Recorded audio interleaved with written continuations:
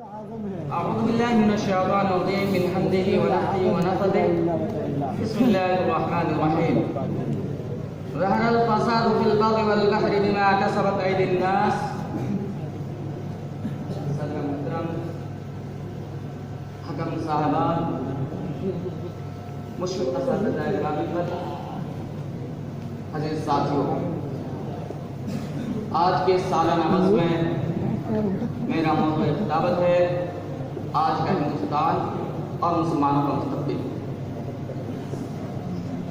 حضرات، ہمارا ملک ہندوستان ایک جمہوری ملک ہے۔ یہاں اہنسا، بھائی چارہ اور امن و امان کی حکمرانی رہی ہے، لیکن بڑھتی فرقہ پرستی اور نفرت کی سیاست کی وجہ سے آج ہمارا ملک اپنی تاریخ کے نازک دور سے گزر رہا ہے، اور ہم یہ کہہ سکتے ہیں کہ ہندوستان جس دور سے گزر رہا ہے، جن حالات سے گزر رہا ہے، یہ دور، یہ حالات اس ملک کے لیے ایک ٹرننگ پوائنٹ ہے۔ کیوں؟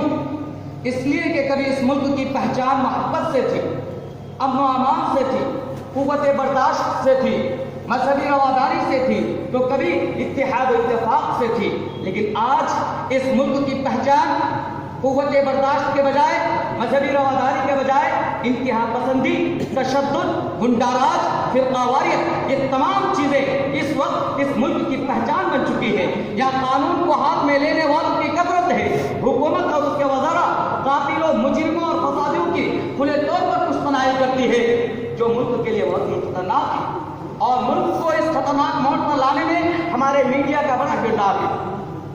صحافیوں کا ایک بڑا طبقہ جسے کاروباری گھرانے کی حمایت حاصل ہے، اس انتہا پسندی، تشدد کو ہوا دینے میں لگا ہے۔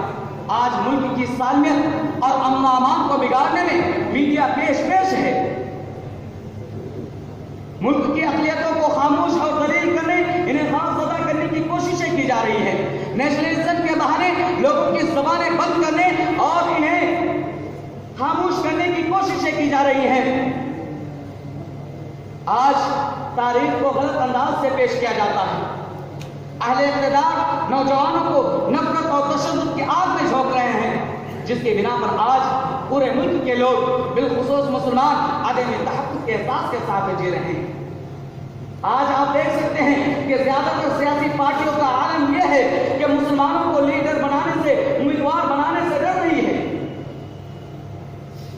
پبلک میٹنگ میں بھی اسٹار امیدوار کے طور پر مسلمانوں کو میٹنگ سے دور رکھا جا رہا ہے، اسٹیج سے دور رکھا جا رہا ہے۔ ماحول اس قدر زہر آلود ہو چکا ہے کہ وہ ملک ہندوستان جس کی حریت کے بعد کو مسلمانوں نے اپنے خون جگر سے سینچا تھا، وہ ملک ہندوستان جس کی آزادی کے خاطر بحرین آسمان ساحل میں مسلمان بے خوف و خطر کود پڑے تھے، جسے بے پناہ قربانی کے ذریعے قربان چڑھایا تھا، آج اسی ہندوستان میں مسلمانوں کو طرح طرح کی اذیتیں اور تکلیفیں پہنچائی جا رہی ہے۔ مسلمانوں کے قلوب سے اسلام کی محبت کو ختم کرنے کی نہایت گھنونی اور ناپاک سازشیں کی جا رہی ہیں۔ وہ مسلمان جن سے قیصر و کسریٰ، ایران و روما کی حکومتیں لڑتا برہمدام رہا کرتی تھی، آج ان کے لیے محفوظ سزائیں آتی ہے کہ مسلمانوں کو دنیا میں اور خصوصاً ہندوستان میں جینے اور رہنے کا حق حاصل نہیں۔ افسوس، سخت افسوس کہ آج مسلمانوں کی حالت حد درجہ انتہا تبدیل ہوتی جا رہی ہے۔ کبھی گائے کے تحفظ کے نام پر مسلمان موت کے گھاٹ اتار دیے جاتے ہیں، تو کبھی لب جہاد کے نام پر مسلمانوں کو پیٹ کر نظر آتش کر دیا جاتا ہے، تو کبھی مسلمانوں کے آئینی مسائل پر بھی سوال کھڑا کیا جاتا ہے، تو کبھی مسلمانوں کی عبادت گاہوں کو منہدم کر دیا جاتا ہے، تو کبھی محافظ عبادت گاہ کا بہیمانہ طور پر قتل کر دیا جاتا ہے، تو کبھی مسجدوں میں گلاوزہ ڈال کر مسلمانوں کو بھٹکانے کی کوشش کی جاتی ہے، تو کبھی مسلمانوں کے گھروں میں گھس کر حملہ کیا جاتا ہے۔ حال ہی کا واقعہ ہے، آپ نے نیوز پیپر میں پڑھا ہوگا، ٹیلی ویژنوں میں دیکھا ہوگا کہ گڑگاؤں میں کس قدر دہشت گردوں نے مسلمانوں کے گھروں میں گھس کر بہیمانہ طور پر مسلمانوں کو قتل کرنے کی کوششیں کی۔ اور جب مسلمان ان سب چیزوں سے اپنی حفاظت کے لیے کوئی قدم اٹھاتا ہے تو مسلمان دہشت گرد قرار پاتا ہے۔ ان کی تعلیم گاہ یعنی مدارس اسلامیہ کو دہشت گرد کا اڈا بتایا جاتا ہے، تو کبھی مسلمانوں کو حق کے ووٹ سے محروم کرنے کی بات کی جاتی ہے، تو کبھی مسلمانوں کو ہندوستانی ہونے پر ثبوت مانگا جاتا ہے۔ غور کرنے کا مقام ہے میرے بھائی۔ کہ آخر گنگا جمنی تہذیب والے ملک میں مسلمانوں کی ایسی غربت کیوں ہوئی؟ اور یاد رکھیے اگر صورتحال ایسا ہی رہا، ہم ہاتھ پہ ہاتھ دھرے بیٹھے رہے تو ہمارا مستقبل بہت ہی خطرناک ہے، بہت ہی تاریک ہے، اندھیرا ہے۔ ہم مستقبل کا فیصلہ تو نہیں کر سکتے کیونکہ فرمان ربانی ہے وَتِلْكَ الْأَيَّامُ نُدَاوِلُهَا بَيْنَ النَّاسِ، لیکن یہ بھی سچ ہے کہ حالات اپنے اعمال سے بنتے ہیں۔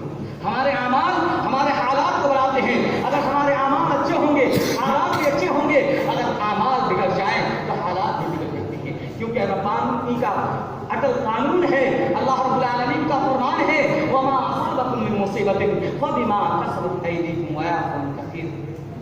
لوگوں جو بھی تمہیں مصیبتیں اور پریشانیاں لاحق ہوتی ہیں یہ تمہاری بدعمالیوں کا سزا ہے، بدعمالیوں کا نتیجہ ہے۔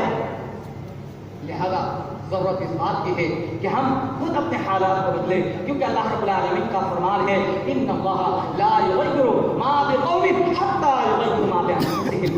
لہذا اگر ہم چاہتے ہیں کہ دنیا کے اندر اپنا سر اٹھا کر جی سکے، ہمارا مستقبل تابناک ہو، تو ضرورت اس بات کی ہے کہ ہم اپنے حالات کو بدل کر اپنی زندگی میں شریعت کے قانون کو لازم کریں، ورنہ ہم مستقبل میں اس سے بھی بدحالی کا شکار ہو سکتے ہیں، ہماری نئی نسلیں تباہ و برباد ہو سکتی ہے۔ لہذا ضرورت اس بات کی ہے کہ ہم اپنے اعمال کی اصلاح کریں، اپنے حالات کی اصلاح کریں، اور یقین جانیں کہ جب سے ہم قرآن کو اپنا فالو کرنا شروع کریں گے تبھی سے ہمارا مستقبل بھی روشن ہوتا چلا جائے گا، کیونکہ اللہ رب العالمین کا بتایا قانون ہے وَلَا تَهِنُوا وَلَا تَحْزَنُوا وَأَنتُمُ الْأَعْلَوْنَ إِن كُنتُم مُؤْمِنِينَ۔ آخر میں اللہ تبارک و تعالیٰ سے دعا کروں کہ اللہ ہم تمام مسلمانوں کی حالت کو درست فرما، آمین۔